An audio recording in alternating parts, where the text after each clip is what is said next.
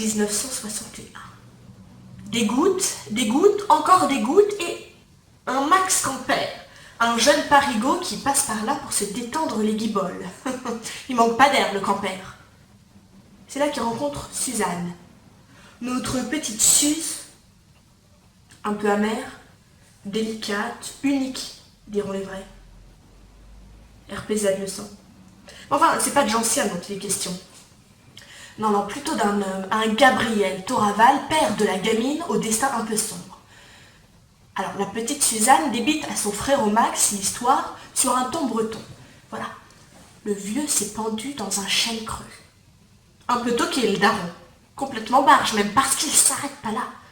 Avant de clamser, il poste sur Facebook un message public. Je reviendrai en hibou blanc.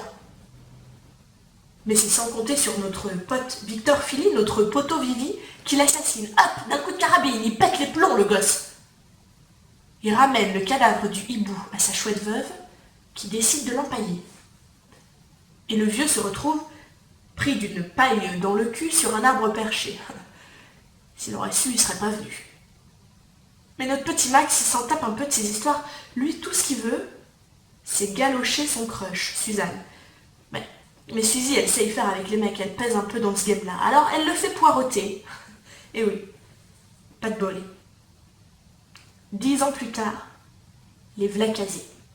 Au début, tout est beau. C'est love to love, licorne et papillon. Mais quand on écrit des pièces sur toi, là, ça devient hoche. Chaud cacao. Et là, Suzy, elle a lâché chance, c'est plus la même. Alors, Max appelle sa pièce Suzanne, en ref à sa tendre go. Il lui refile même le rôle principal. Suzy pour Suzanne, Suzanne tue Suzy. T'as saisi? Les années passent, et notre Maxou Lilou, qui au début écrivait pour flatter sa go, n'écrit plus que par ego. Et fin 81, il remet à Suzanne une lettre que son père a écrite avant de clamser.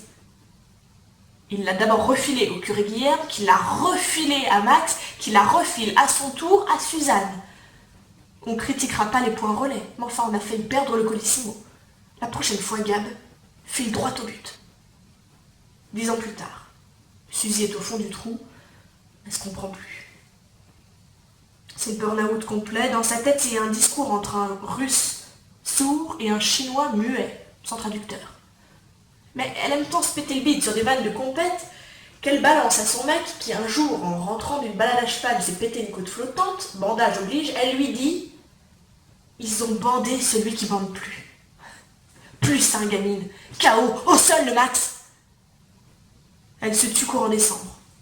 Son big vanné explose de Queen Yamam. This is the end. 10 ans plus tard. 2000 ans. Il continue d'écrire, notre Max, mais plus sur des feuilles.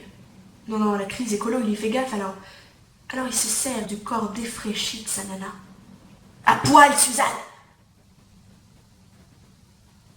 Épluchez la Suzanne. Épluchez jusqu'à l'os, il n'en reste plus rien. Ah si, une estimation vaguement précise, 1 880 602 francs 60. Alors le petit Max, il finit ses jours avec sa thune, blindé aux as. C'est ta pote un peu folle qui te les brise avec ses histoires. C'est un max de galettes, de crêpes et de Queen Yamam. C'est Suzanne.